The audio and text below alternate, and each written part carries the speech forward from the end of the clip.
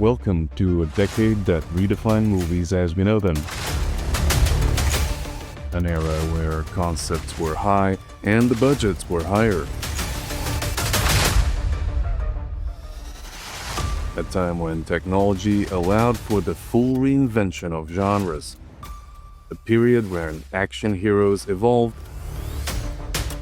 blockbusters nearly collapsed, and a revolution began in the shadows of Hollywood.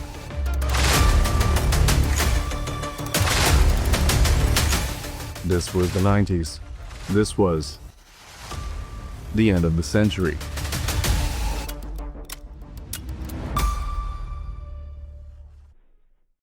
You've probably heard this stat before. 60% of movies lose money. But think about that. That's not just a bad bet. That's an entire industry built on failure. And yet, somehow, Hollywood keeps going. Today, we barely see it. Streaming hides the numbers, critics don't track budgets, and box office flops can quietly disappear into an algorithm.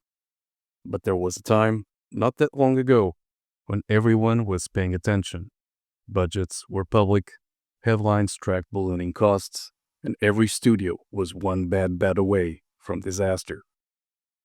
This is the story of what happens when financial accountability goes off the rails, when actors take control from directors, when egos outpace spreadsheets, and how, in 1995, Hollywood came dangerously close to burning the high-priced, high-concept blockbuster machine to the ground.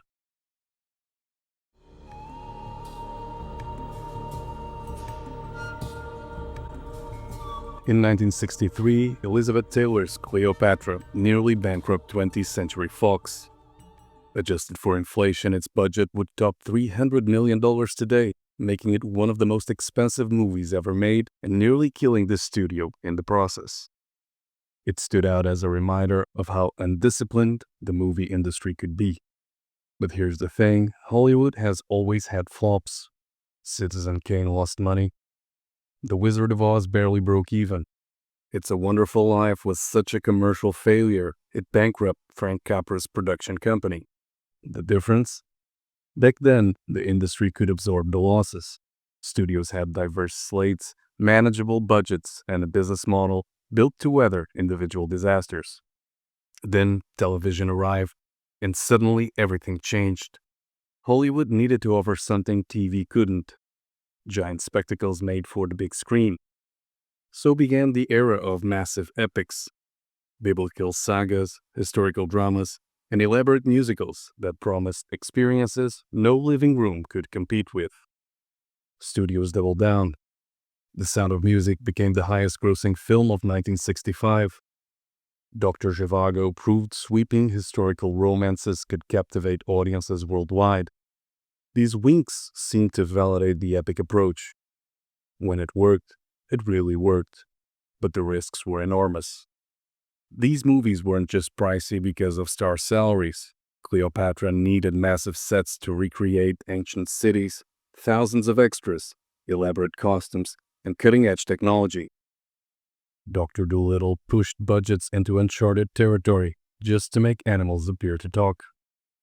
Cleopatra went through multiple directors, rewrites, location changes, and its budget exploded from $2 million to over $44 million.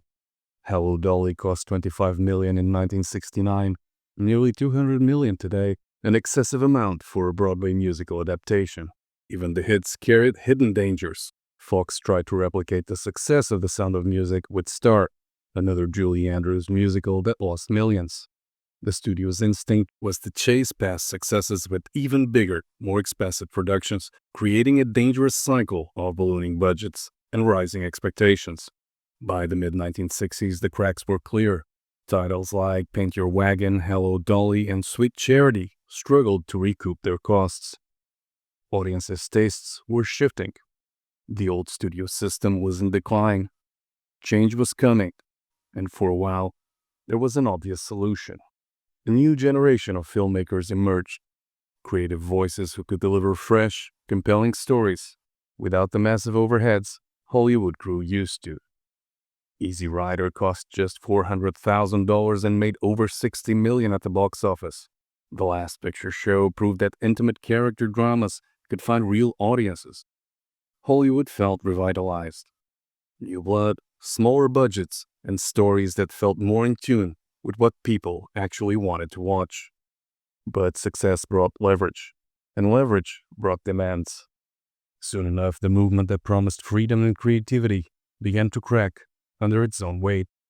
A string of high-profile duds, such as At Long Last Love, Sorcerer, and New York, New York, signaled that even the new Hollywood crowd wasn't immune to failure. And when Jaws and Star Wars exploded into massive cultural events, Hollywood saw something else entirely. The beginning of a new model. One built not on creative freedom, but on scale, simplicity, and mass appeal. The auteur era wasn't just over, it had been replaced. And what came next would lead to some of the most spectacular flops in film history.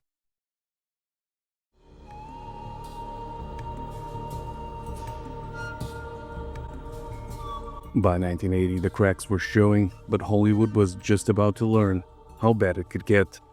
Raise the Titanic did exactly what its title suggested. It sank, making only $7 million against a $35 million budget, and that was just a warm-up. Fresh off an Oscar win for The Deer Hunter, Michael Cimino was untouchable. So when he pitched Heaven's Gate, United Artists handed him a blank check and full creative control.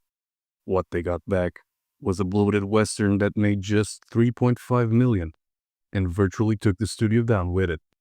The fallout was immediate. Suddenly, the auteurs weren't so untouchable. Popeye flopped. Coppola's One from the Heart bombed. The bizarre bloated Inchon somehow cost $46 million and generated just $5 million in revenue. The message was clear. Ambition was out. Spectacle was in. And the timing couldn't have been better. Hollywood was expanding globally, and big action, big visuals, and simple stories crossed borders in a way moody character studies couldn't. Still, even the blockbuster era had its disasters. Ishtar, a buddy comedy about lounge singers in the desert, lost nearly $40 million and became Hollywood shorthand for failure. Howard the Duck, the first modern Marvel adaptation, flopped so hard it didn't even make back half of its $35 million budget. And The Adventures of Baron Munchausen, a $45 million fantasy epic that earned just $8 million despite being a visual marvel. And here's the kicker. Almost all of these titles were made by new Hollywood figures. The same directors who'd once rescued the industry were now sinking it. Auteur vision had become financial poison, especially during the blockbuster era. Hollywood needed a new playbook, and it found one. The solution was simple, elegant, and very effective. The high-concept blockbuster and sequels. No more risky vision, no more complex personal films, just big, bold premises you could explain in a sentence. A teen travels back in time. Ghosts invade New York. An alien befriends a lonely boy. An archaeologist hunts ancient relics. And it worked. Back to the Future dominated 1985 and stayed at the top 10 at the box office for 24 straight weeks. Ghostbusters led the box office for nearly 2 months, launched a franchise, and broke comedy records. E.T. became the highest-grossing film ever released at that point. But these weren't just hits, they were cultural events. Raiders of the Lost Ark redefined action-adventure. Top Gun became the biggest film of 1986 and shaped the visual style of Hollywood for years. Beverly Hills Cop shocked everyone by becoming the top-grossing comedy of its time. Every year brought a new hit. Each one spawned sequels, merchandise, and Saturday morning cartoons.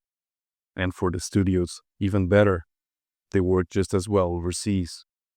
Simple stories, big spectacle, and emotional payoffs that didn't need translation. The high-concept approach delivered everything Hollywood wanted: financial security, global success, and returning audiences.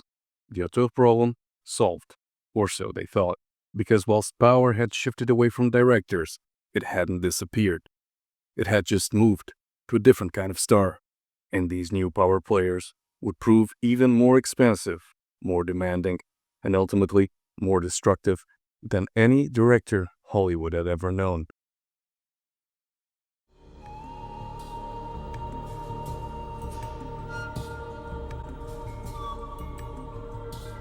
Power in the movie business and in Hollywood isn't created, it just shifts from one set of hands to another. At first, the studios held all of it.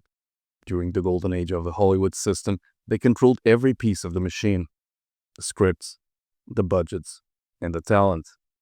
Actors were under contract, and directors were often just hired guns. The studios called the shots, and everyone else followed. Then came the 1960s. Audiences were changing, the system was crumbling, and a new wave of filmmakers took the reins. Directors like Coppola, Scorsese, and Altman gained unprecedented control over the budgets, the scripts, even the casting. For a moment, the creative vision truly belonged to the people behind the camera, but power never stays still for long. By the 1980s, the pendulum had swung again, this time to the stars in front of the camera. Suddenly, it wasn't the directors or the studios running the show, it was the actors, the movie stars. Studios, now chasing reliable box office returns, began building movies entirely around star power. Familiar faces sold tickets. That was the logic. And so, little by little, the leverage shifted. Instead of greenlighting stories, studios started greenlighting stars. And the A-listers knew it. Big-name actors, especially the ones with global appeal, became the centerpiece of every pitch. Their agents wielded enormous power, playing studios against one another in bidding wars. Salaries skyrocketed. Back-end deals became the norm. And with those deals came creative input, script changes, director vetoes, and even control over release strategies. The risk, much like the power, had shifted. No longer was the danger tied to a director going over budget. The real gamble now was securing and keeping your A-list talent. One misstep, one scheduling conflict, one ego flare-up, and the $100 million movie could collapse before it even started rolling. And there was more at stake than ever before. With the rise of the star-driven vehicles and huge advances in visual effects, production costs began to climb fast. In 1979, the average movie budget had already doubled in just 2 years to $7.5 million, and that didn't even include marketing, which often exceeded production itself. By the late 1980s, things had escalated even further. The average features cost jumped 48%, from $18.1 million in 1988 to nearly $27 million by 1990. Marketing alone was up 38% in that same window. A major driver of those costs? Star salaries. The 1980s saw actors earning paydays that would have been unimaginable just a decade before. Sylvester Stallone was reportedly pulling in $14 million per movie at his peak. Arnold Schwarzenegger was not far behind, becoming a one-man box office machine. Eddie Murphy's meteoric rise redefined the pay scale for a leading man, going from just $450,000 for 48 hours in 1982 to an estimated $8 million for Beverly Hills Cop just 5 years later. And then there was Jack Nicholson, whose Batman deal in 1989 became legendary. He agreed to a reduced upfront fee of $6 million in exchange for a slice of the back-end profits and merchandise. The gamble paid off big. The actor walked away with tens of millions. For studios, these actors weren't just performers. They were brands, built-in audiences, walking, talking insurance policies. So they paid up, again and again. Whether it was a sequel, a reboot, or just a familiar face in a familiar type of role, the logic was simple. Give the audience what they already like, and they'll come back for more. And for a while, it worked. But beneath the surface, cracks were starting to show. Because when you build a system around a handful of stars, who each demand more money, more control, and more protection, you're not building a sustainable industry. You're building a house of cards, and Hollywood was about to find out what happens when that house starts to wobble.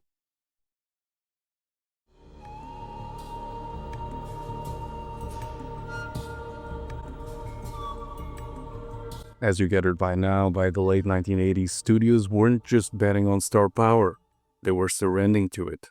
Big-name actors were now writing, directing, and shaping entire productions around themselves. Vanity projects, films designed as personal showcases rather than broad commercial bets, exploded across Hollywood. Sometimes they worked, most of the time they didn't. Bill Murray used the heat from Ghostbusters to push through The Razor's Edge, a somber drama about spiritual awakening. Audiences expecting comedy were blindsided and stayed away. Prince followed the success of Purple Rain by directing Under the Cherry Moon, a black and white romantic drama set on the French Riviera. It was stylish but self-indulgent, winning 5 Razzies and losing millions. Eddie Murphy's Harlem Nights looked like a guaranteed hit on paper. Written, directed by, and starring Murphy at the height of his fame, with Richard Pryor and Red Fox in the cast. But critics slammed it, and it underperformed, making the start of a career cooling-off period for Murphy. The pattern was obvious. When one celebrity had too much control, the results were unpredictable and often expensive. Studios, desperate to keep talent happy, greenlit projects based on ego instead of audience interest. And with ballooning budgets and marketing costs, the consequences of failure were bigger than ever. For a while, nobody wanted to admit it, but behind the scenes, anxiety was building. Hollywood was learning, again, that power without limits wasn't sustainable. Just because someone can call all the shots doesn't mean they should. By the end of the decade, executives were ready to push back. The industry had tried giving directors control, then it gave stars control. Now it was time for someone else to take the reins. And that's when one man stepped forward with a blunt assessment of everything that had gone wrong and how to fix it. Jeffrey Katzenberg, and his infamous memo, didn't just diagnose the problem. It became the playbook for the next era of Hollywood.